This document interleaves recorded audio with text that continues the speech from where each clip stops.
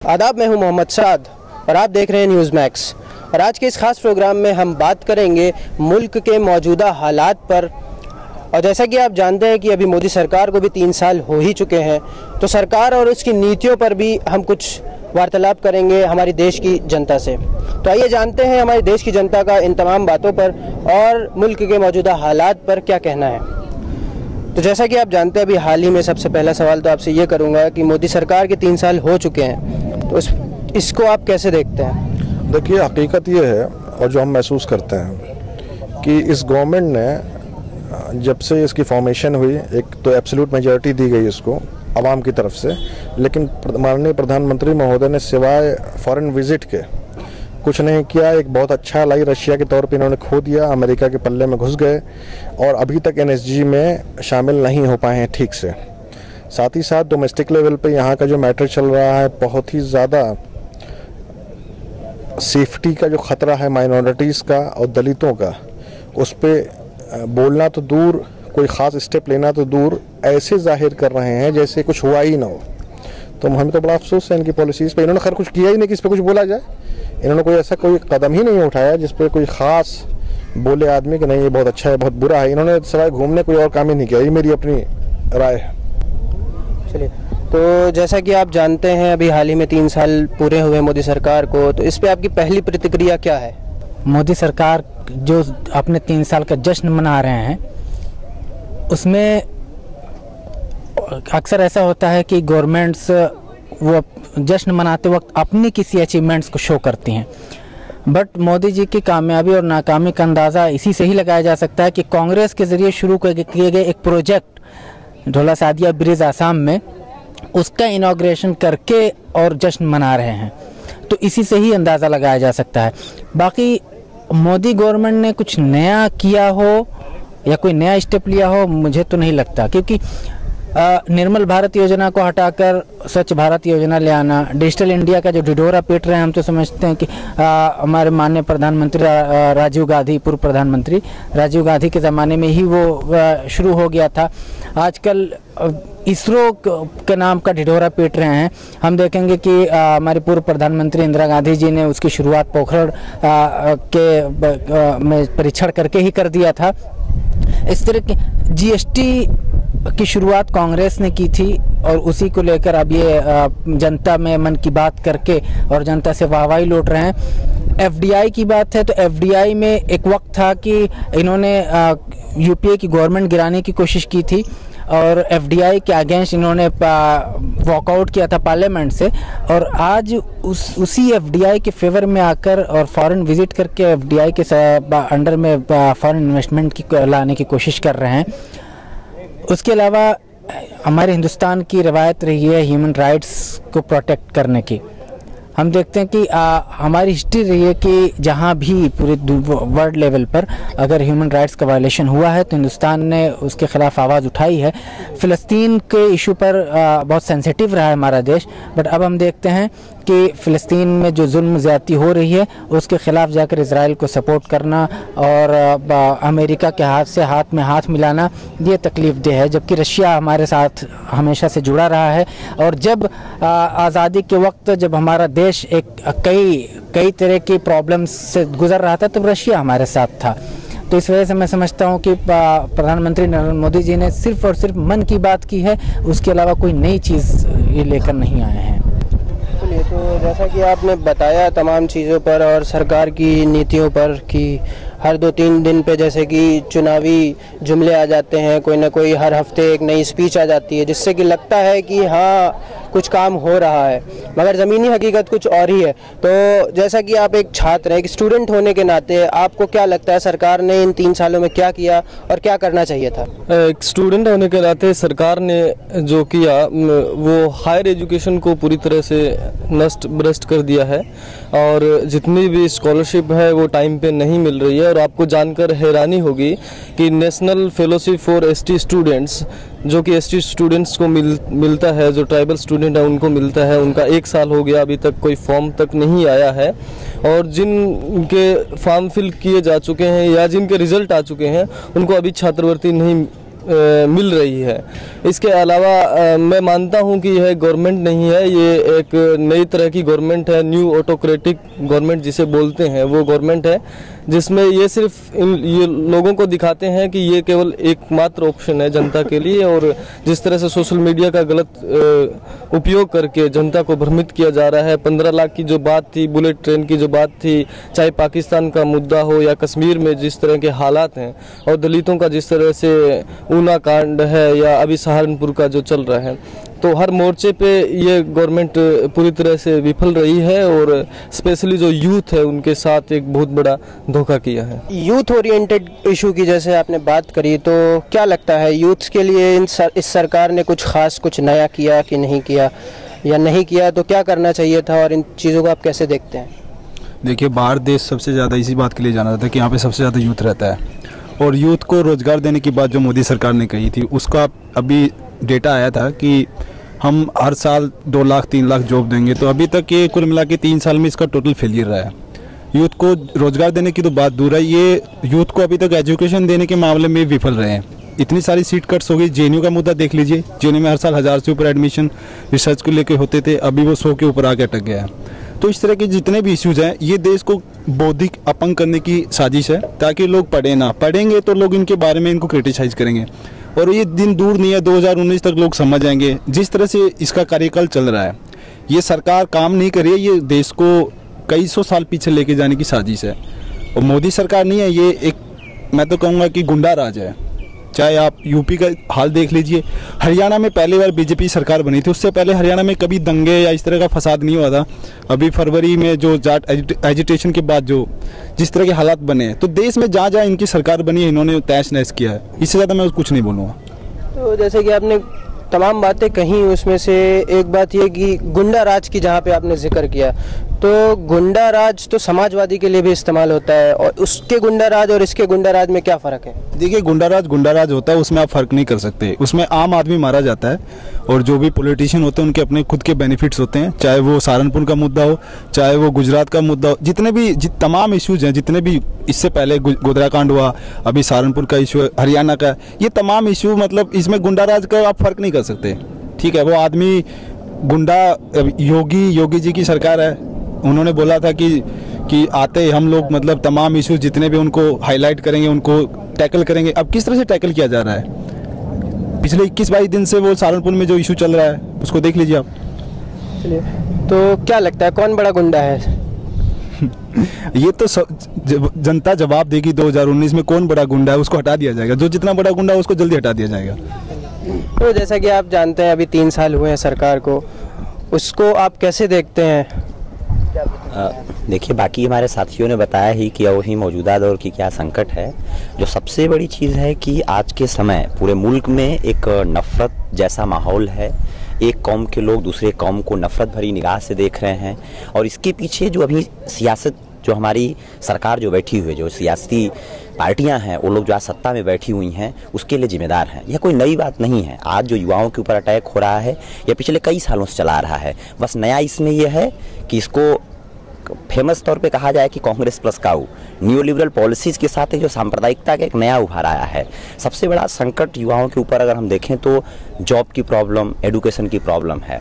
IT sector अभी recent के दौर में इतने बड़े ले ऑफ, इतने बड़े रिट्रेंचमेंट से गुजर रहा है, जिसको लेकर के कोई सरकार, मोदी साहब चुनाव जीते, युवाओं को रोजगार देंगे, उनका सेंट्रल फोकल थीम था, लेकिन उस पर कोई बात नहीं हो रही। लगातार आईटी सेक्टर के युवा निकाले जा रहे हैं, बार बार पॉपुलेशन डिविडेंड की बात की जा रही है, लेकिन कोई उस पॉपुलेशन डिविडेंड, यहाँ के जो यूथ हैं उनके ऊपर कोई सोच नहीं हो रहा है। जो लोग पढ़ाई करने आता था उनका सीट कट के माध्यम से कहीं पे फी हाई कर दिया, हाई बढ़ाया जा रहा है। पंजाब यूनिवर्सिटी में, हैदराबाद यूनिवर्सिटी में जो मार्जिनाइज सेक्शन से लोग आते हैं, वहाँ पर उनको इस तरीके का एक घेटोवाइज करके रखा जा रहा है, जिससे इंस्टीट्यूशनल मर्डर किया जा रहा है एक तरीके से। तो कैंपस को पूरी तरीके से वार जोन बना दिया गया है, और कैंपस ही नहीं कहें, पूरा देश एक पूरी तरीके से एक युद्ध के रूप में बदल गया है। और मोदी के आने के बाद से लगातार हर समुदाय के लोग मोदी के खिलाफ आंदोलन कर रहे हैं, और जैसा कि हमारे साथी ने भी कहा कि 19 के चुनाव में इनको तो देखा ही जाएगा। और पूरी तरीके से गुंडा राज स्थापित है। गुंडा राज ही क्या, गुंडों की सरकार ही है।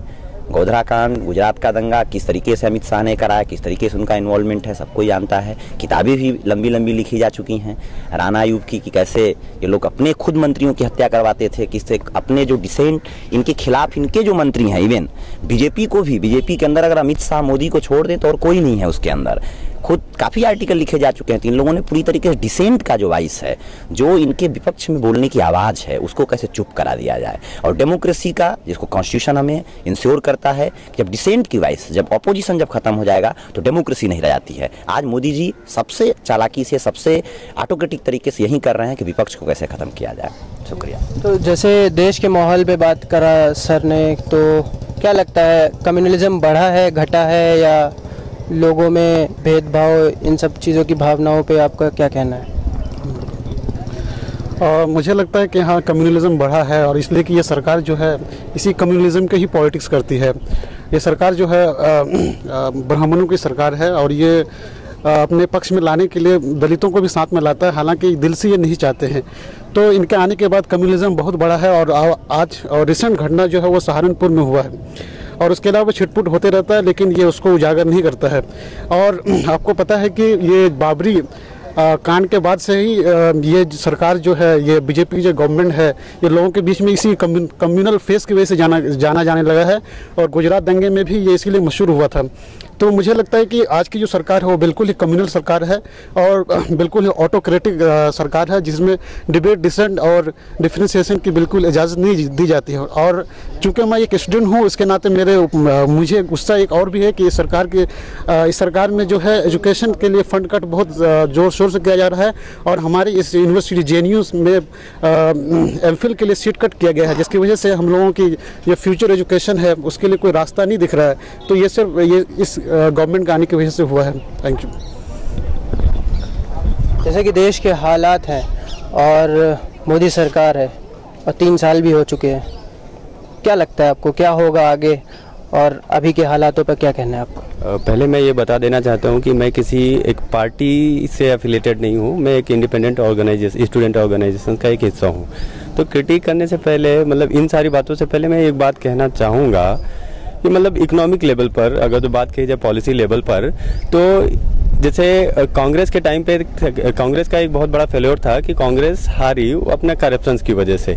तो अगर जो ये CPI करप्शन परसेप्शन इंडेक्स अगर जो देखा जाए अभी का, तो इंडिया पहले 2012 तक वो 76 नंबर पे था और अभी 79 नंबर पे है। हालांकि बड़े लेवल पर कोई करप्शन का ऐसा खुलासा नहीं हुआ है, लेकिन ये डाटा शो करता है कि इंडिया में करप्शन अभी बढ़ा है। हालांकि तो फिर अब ये एक एस्पेक्ट है, इकोनॉमिक एस्पेक्ट। और दूसरा अगर जो जैसा यूथ की बात कही जा रही थी कि यूथ के लिए ये गवर्नमेंट कैसी है, तो अभी हम देख रहे हैं कि मतलब यूथ का बेसिक रिक्वायरमेंट्स है एजुकेशन। तो एजुकेशन के लिए गवर्नमेंट क्या कर रही है कि ऑलरेडी इतना फंड कट है कि अभी यूनिवर्सिटीज़ में सीट घटाई जा रही है, फेलोशिप कम किया जा रहा है। JNU हमारा एक ज्वलंत उसका एग्जाम्पल है कि जहाँ पर 900 लोग, 1000 लोग एक साल में MPhil PhD में एडमिशन लेते थे, अभी सिर्फ 100 लोग एडमिशन ले रहे हैं। तो अभी यूथ को, पार्टिकुलरली उस यूथ को जो फ्यूचर में ये सोचता है कि पढ़ेगा लिखेगा और कुछ बनेगा, तो उसको यहाँ पर ये सोचना पड़ेगा कि उसके लिए ये गवर्नमेंट और उसकी पॉलिसीज़ कितनी घातक हैं।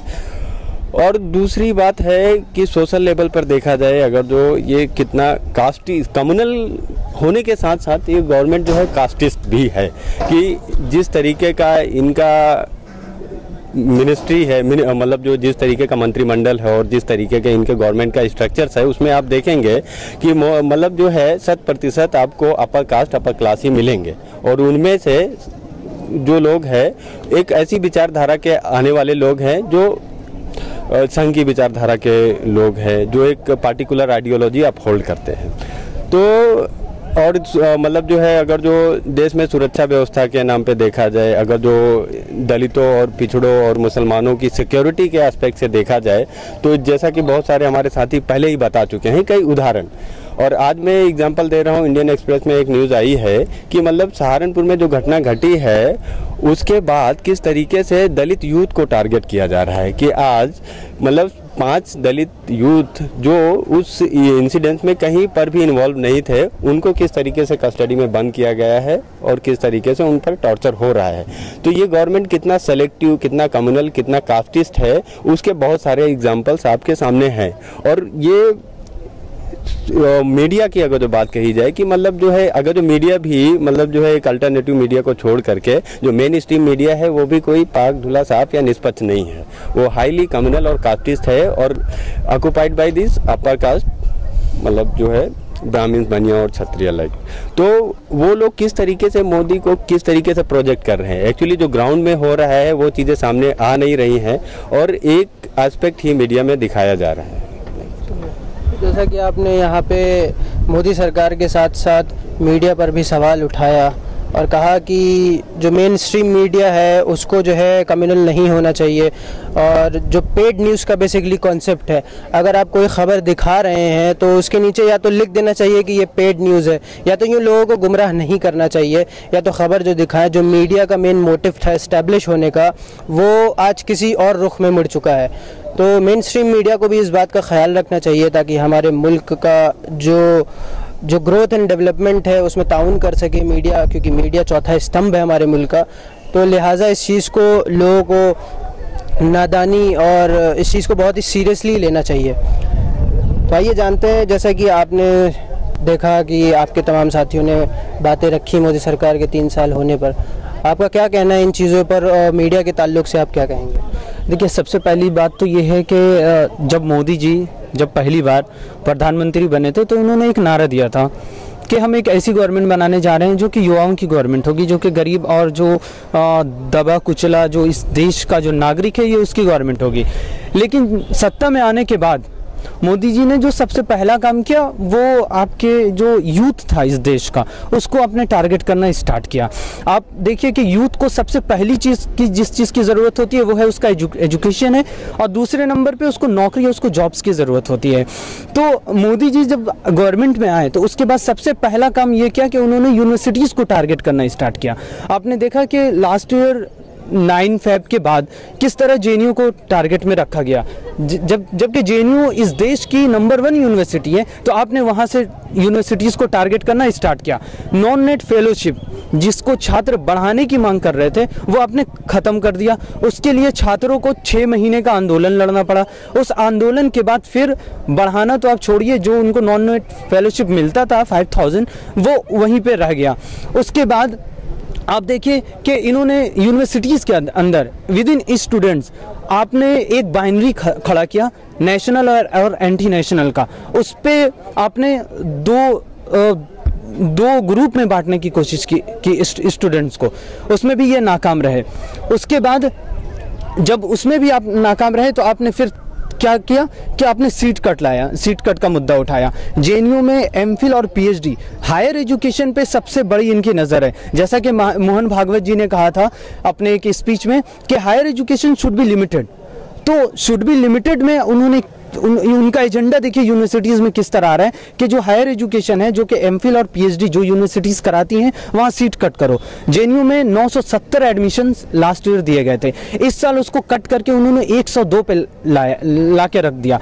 अब जब नागरिक, जब इस देश का युवा जब सवाल करता है, अगर आप जावड़ेकर जी से बात करेंगे तो वो कहेंगे कि हमको कोई प्रॉब्लम नहीं है, लेकिन उनकी स्पीचेस में आप देखिए कि कितनी ज़्यादा हाइपोक्रेसी है। इवन यहाँ जो हमारे वाइस चांसलर साहब हैं जगदीश कुमार मम्मी डाला जी, वो भी बिल्कुल आप समझिए कि संघ के एक व्यक्ति के थ्रू वो जो है इस यूनिवर्सिटी को चला रहे हैं। उसके बाद आप देखिए कि देश में मोदी जी के आने के बाद किस तरह जो है सांप्रदायिक हिंसे हो रहे हैं, किस तरह जो है एक कम्युनिटी को दूसरी कम्युनिटी के साथ लड़ाया जा रहा है, स्पेशली जो माइनॉरिटीज़ इस देश का है उसको किस तरह टारगेट किया गया। चाहे आप अखलाक की बात करें, चाहे आप पहलू खान की बात करें, चाहे आप ऊना में दलितों को जिस तरह बांध के मारा गया उसकी बात करें, या रिसेंटली अभी आप देखें कि सहारनपुर में क्या हो रहा है, सहारनपुर में किस तरह दलितों को टारगेट किया जा रहा है, सहारनपुर में किस तरह मारा जा रहा है। जब मोदी जी, अगर आप उत्तर प्रदेश की चुनाव की बात करें तो उत्तर प्रदेश में आज जो गवर्नमेंट आई है, योगी जी की जो गवर्नमेंट आई है, वो किस लिए आई थी? वो आई थी कि जो वहाँ का गुंडा राज है जो कि आपके अखिलेश यादव के टाइम में हो रहा था, जो गुंडागर्दी वहाँ चल रही थी, उसको ख़त्म करने के लिए